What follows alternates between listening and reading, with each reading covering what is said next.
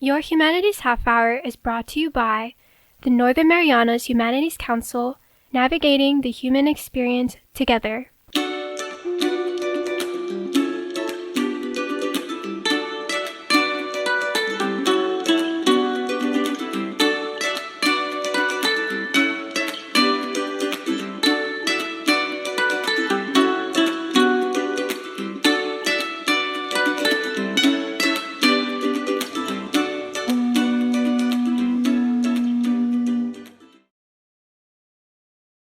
Hafade, Dero, and welcome to Your Humanities Half Hour. I'm Catherine Perry, and this is one in our continuing series chatting with former Peace Corps volunteers who have returned to Saipan. And our guest today is Tom Zink.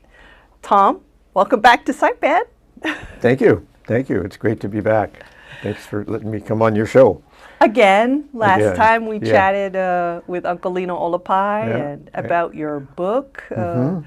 And well, I'm glad that you could make time to talk a little bit more stories about your time here, 1968 to 70. 68 to 70, that's right. Yeah. Perhaps we could start with something that I know is near and dear to your heart, which is your host family. It seems like this was a really meaningful part of the time that the volunteers spent here. It was, yeah. And when I first got to Saipan, I was assigned to Oleai School, and I lived in Susupi with a couple of other volunteers right near Mount Carmel Church, and I thought, this is longer of a commute than I would like to do, since our commuting as Peace Corps volunteers was walking. And so I made my way out to, or hitch a ride. And so I made my way out to Oleai and met with the district commissioner, who was Stanley Torres at the time. And I gave him my situation. I said, I'd like to find a little house here in Oleai that I could occupy for the while. So he went around and we went to a number of different places. So the context is that we are about 6 months after Typhoon Jean and the devastating destruction of the homes, and so the U.S. government was providing typhoon shelters to families that could build the house themselves. Anyway, he introduced me to Carlos and Olympia Bora. So Olympia is Olympia Celapeo, so it's the Celapeo Bora family, as I think of them. And I guess they talked about it, and they said when they finished their typhoon shelter, emergency shelter, there was a remnant of their house after the typhoon that I could use to live in. And it was a small little space about this big in the front. It had a large open space behind that, which became a kitchen and a desk space. And so then I moved in, probably about November of 68. So shortened my commute.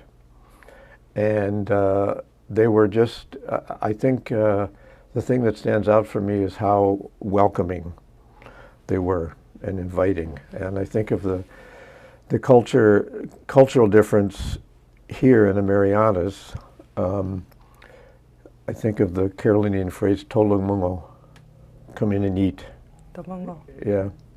And it was always, I remember walking around the village after I'd been there a while looking for one of the young boys who was on the volleyball team or something, and saying Ifai Pedro or something, where's Pedro? And they'd say, "Tolong mungo," and I'm just out trying to round up my volleyball team, and they want me to come in and eat. So most of the time, as you can see, I didn't. But so there were 6 children when I was there, 1 boy and 5 girls, and a year after I left, I think the year that I left, later in the year, the 7th child was born. So my house was open, you know, and the little girls would come in and out, and I had books and stuff in the front room, and I had a guitar which I left out, and William would sometimes come and pick it up. And I just learned, I did not know this, William died in 2002, so he would have been in 5th or 6th grade when I first got there at Oleai School, that he became a guitarist and a songwriter and singer who did not like to play for crowds, like he wasn't into performing, so he just would sit and strum.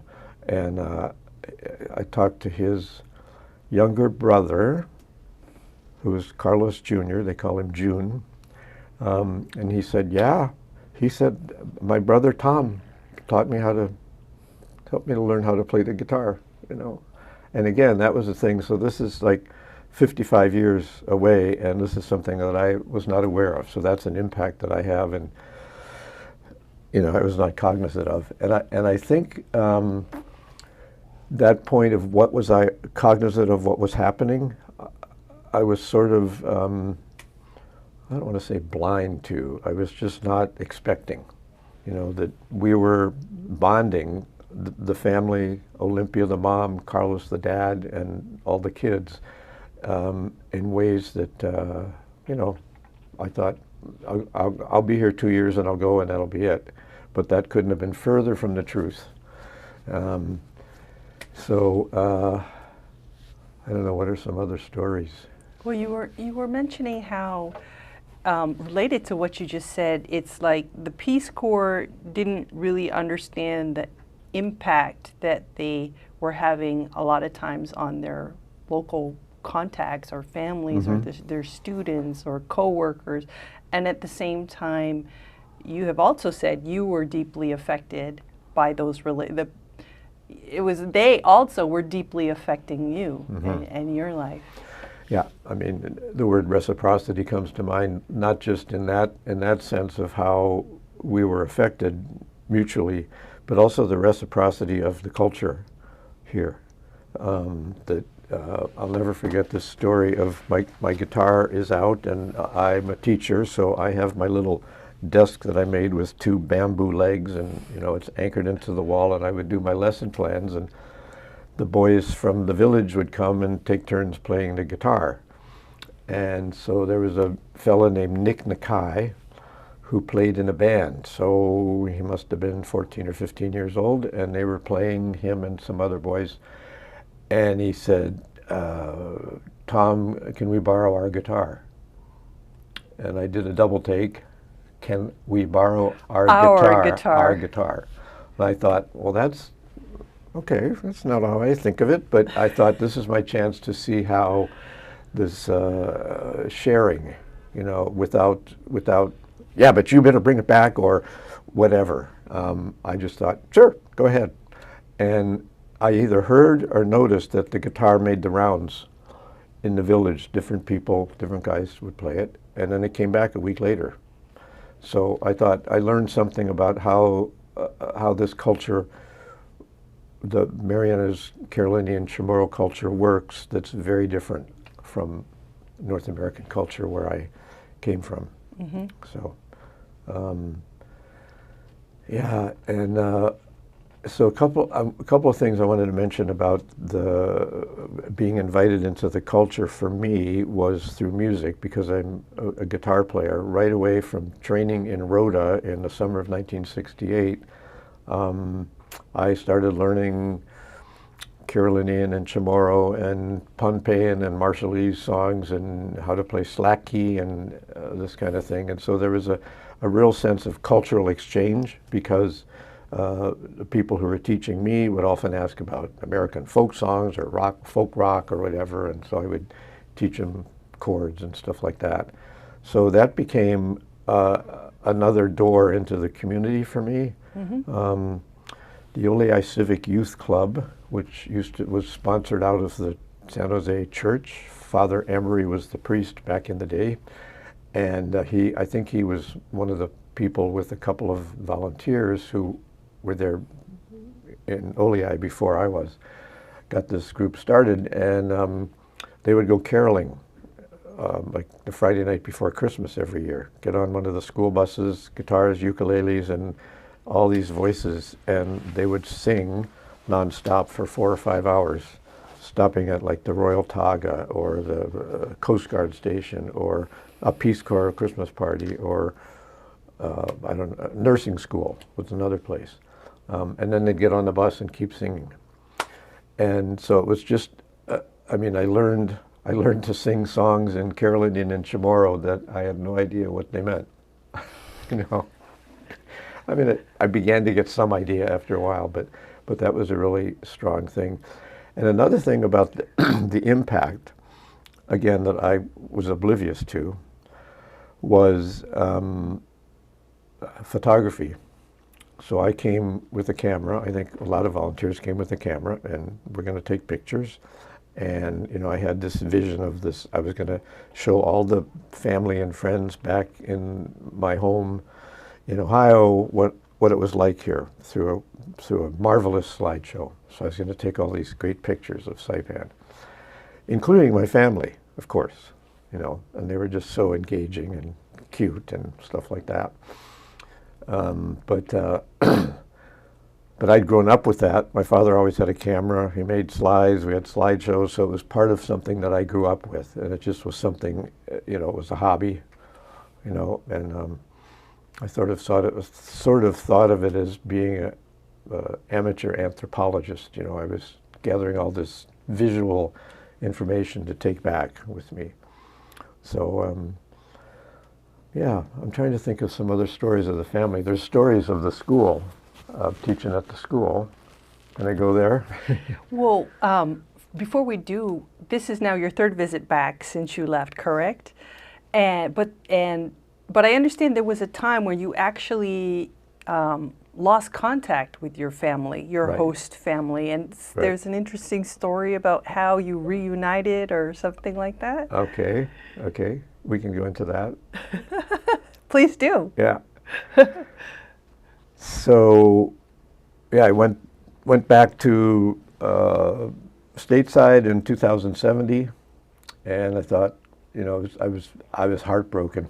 You know, my family, my Olympia, my mom, and all 5 of the girls had these leis and marmars and all that. So when I left, I was this fragrant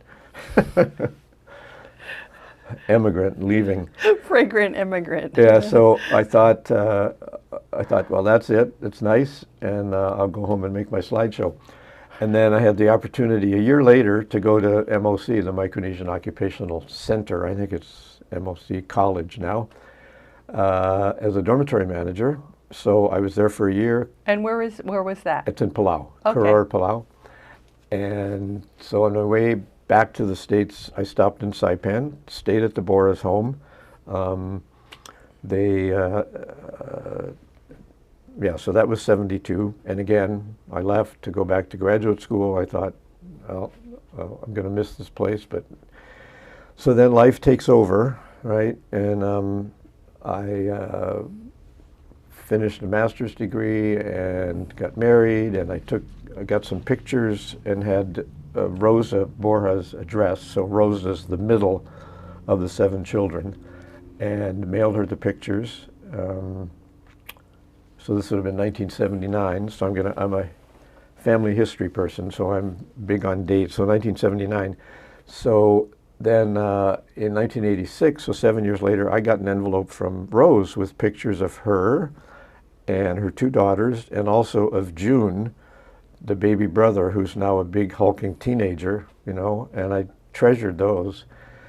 And at this time, my wife and I had 2 children. We were both working, very busy lives, community activities and stuff. And this was the period where we sort of lost touch with the Boras. I sort of lost touch, and I didn't really think a lot about, oh, why haven't I heard from them, or how do I get in touch with them? I was just so busy, focused with life. Then in 1996, so this is a 10-year silence, I met a colleague who had been a Peace Corps volunteer in Pohnpei.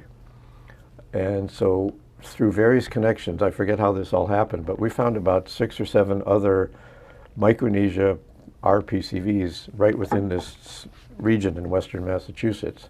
And that led to a couple of them finding that there were 2 Saipanese women who married Americans living in New England, both of whom had been students of mine. So I went to visit them, one in the summer and then one in the fall of 1997. And so I was talking to Vicky, Vicky Sablon it was. And she said she's going back to Saipan because her mom's in the hospital and very sick. And I said, you know, my family, the Borjas, I have not heard from them for a while. I wonder if, do you know the Borjas in Olei? I said. And she said, I can find them. And so I said, well, take my contact information. So she grabbed the closest piece of paper she had. It was a paper towel. She took the paper towel off the thing and gave me a pen, and I wrote out my name, address, and phone number. And that's the last I thought of it. You know, it was going a long ways away. Anyway, in December 1997, so just 2 months later, the phone rings in the middle of the night, and it's Rosa. And she says, Merry Christmas, because it's close to Christmas. And she says, hold on, Tom, I'm going to put my mom on the phone. Wow. Yeah. And Olympia was in a wheelchair at their house. She'd just come home from the hospital. And she came in, and I talked to her a little bit, probably a little bit of Chamorro, a little bit of English. And yeah, and that was really nice. And so that was 1997, and then trying to remember where this goes from here, but that's how you reunited with them after like a 10-decade period. 10 year, yeah. 10 years, sorry. Yeah. So it was so interesting. Before we came to the studio today for this interview, I received a message that somebody named Kim was trying to contact me to figure out where the studio was because they were going to bring you. And then only to find out, she said, I'm bringing my uncle. Did you come with somebody? No. Oh. Maybe it's my no, next guest. That is my niece. So maybe she gave you directions. I talked to them this morning about if I can't borrow Lino's car, can I get a ride with you? So I borrowed Lino's car. And Kim is a Borja from Saipan. Kim, yeah. Yeah. I mean, she's married to Rosa's son, Eric. Yeah, so I thought it was, I was confused because I thought it was a different Kim with a different Peace Corps volunteer, but it's actually, she said she was your niece. Yeah, that's right. The Borja family. Yeah. Yeah. So there was that call in 1997, and at that point, I didn't connect the paper towel with that. Oh. But so time went by, and I was able to come here with my son Jody in 2013, and this was a great scenario that Kim and Eric took us to Managaha. Mm-hmm. And so we're walking around Managaha in the very warm, shallow lagoon water, and we were so hot that we sat down in the water, and Eric began to tell me this story. So what happened was that Vicky Sablon, Vicky Akeley actually, after she was married, came to Saipan, went to the hospital with this paper towel, not knowing what she was going to see. So she's in the hall going to her mother's room or going from her mother's room and sees Carlos Borja, my dad, my father. And she says, "Are you Carlos Borja?" And he says, "Yes, I am." And she says, "I have this for you. This is from Tom Zink." "Oh, I'll give it to my wife." So Olympia was in the hospital right down the hall. And she gets it, and she was so overjoyed. Mm. And so there were flowers by her bed, and she put it in the flowers. So a little while later, Rosa got off work and came to visit, and her mom was just smiling, the biggest smile. And Rosa said, "What's going on? What's with you?" That's Rosa. And she said, "Look in the flowers." And she said, "Well, they're just flowers." And "No, look closer." So she goes and picks out the paper towel, and there's the contact information. So that actually happened. That was why there was the call just before Christmas. Mm. Yeah, and I learned about that in 2013. So I call it the paper towel telegram. And so because there was that contact, and Rosa was always the contact person for me. She was very persistent about calling around Christmas time, and Yeah, and then in 2017 or 18, I learned that she had breast cancer, and she and her older sister went to the Philippines for treatment for a number of months. And so I started thinking, I think I want to go back for another visit. So that came a few months after Typhoon U2, which may not have been the best time to visit, but I did get to see her, and then she passed away about a year later. So I felt like that was a meaningful closing the circle, so to speak. Yeah. So that was the paper towel story. What being a part of this family that you were able to reconnect with after a brief parting, what is your role in the family? How do you feel you fit into the Borja family? Well, it's funny to be called my brother by June, who's now in his 50s and a grandfather, and the sisters, Bernadette, who they call Bernie. You know, to be called a brother, it feels so heartwarming, you know, and yeah, and anyway, so. Well, we have more stories to tell, and we'll get back to those after this break. Looking for resources about Marianas history, culture, and more? Well, check out the Northern Marianas Humanities Council's collection. Our extensive video, audio, and photographic library can be found on YouTube, Facebook, and Instagram at 670 Humanities. Or check out the written resources on our website at nmhcouncil.org. And for those who prefer a good book, we also have a selection of local publications for purchase. So, dive in, explore, and share your comments as we navigate the human experience together.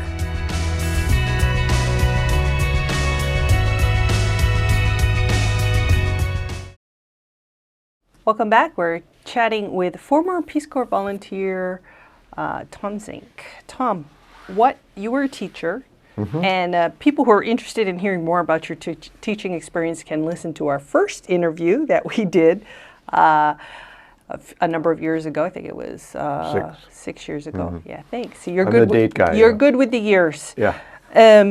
What is it you hope your students would have gotten, or did you come with any expectations like, I hope, I want to impart these things, or have you learned of how they were impacted by your time as their teacher? Well, I just wanted to succeed.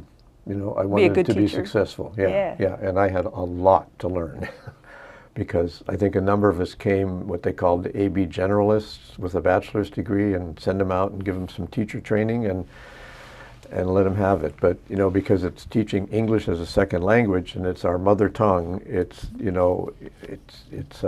something easy to teach. But I'll just give you an example of my name. The Z, or as they say in Canada where I live now, Z, the Z sound is not something comfortable for Saipanese to say. So it comes out like a J. So I became Mr. Jink.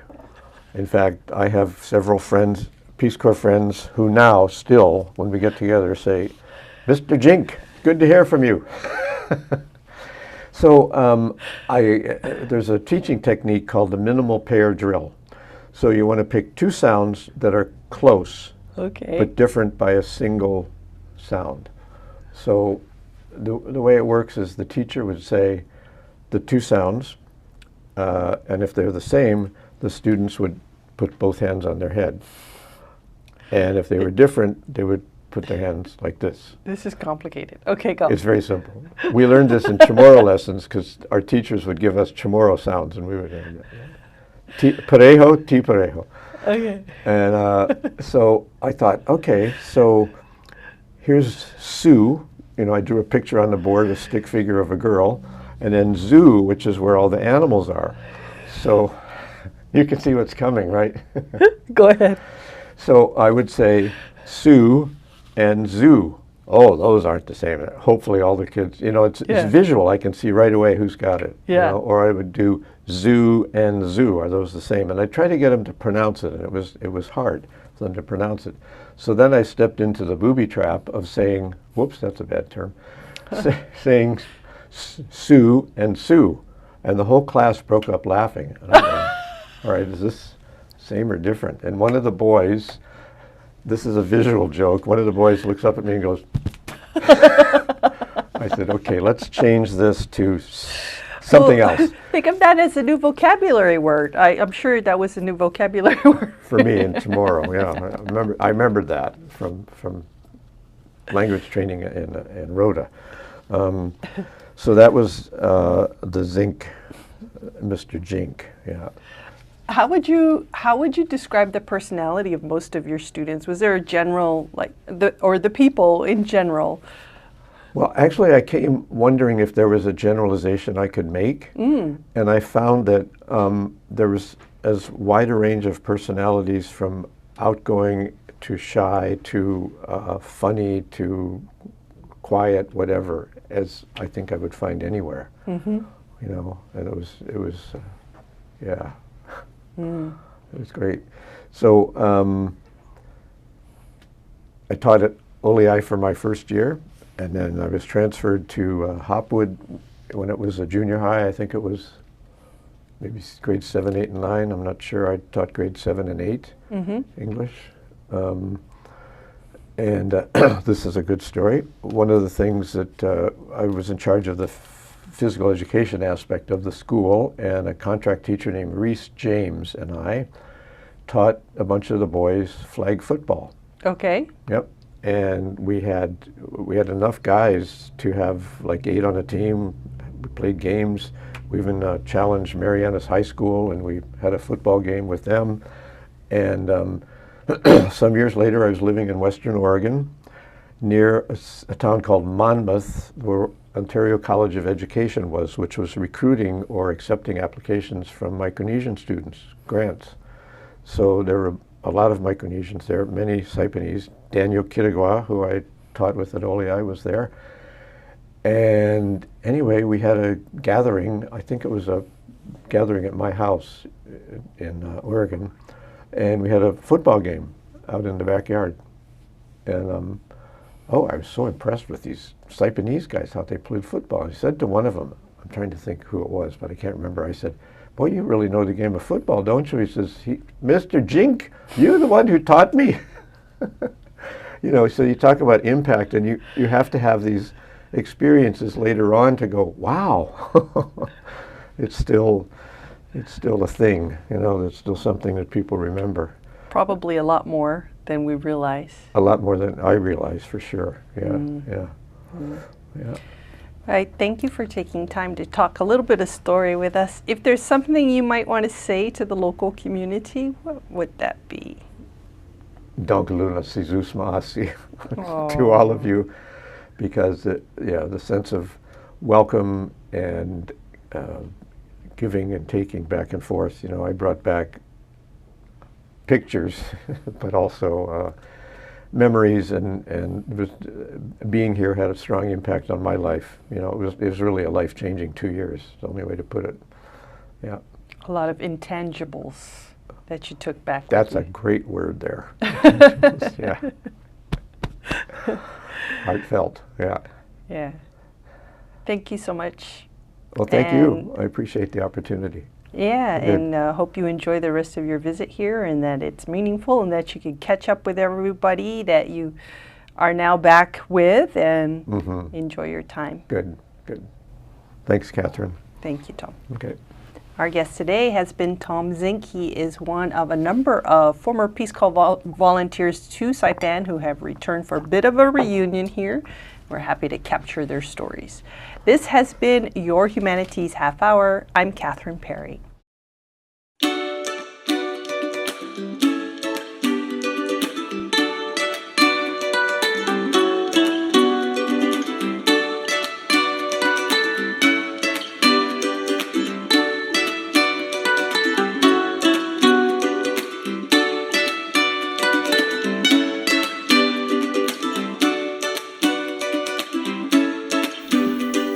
Your Humanities Half Hour has been made possible in part by a major grant from the National Endowment for the Humanities.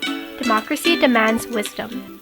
Any views, findings, conclusions, or recommendations expressed in this program do not necessarily represent those of the National Endowment for the Humanities. For more information or to share your thoughts, contact the Northern Marianas Humanities Council at nmhcouncil.org or on social media at 670 Humanities. That's 670 Humanities.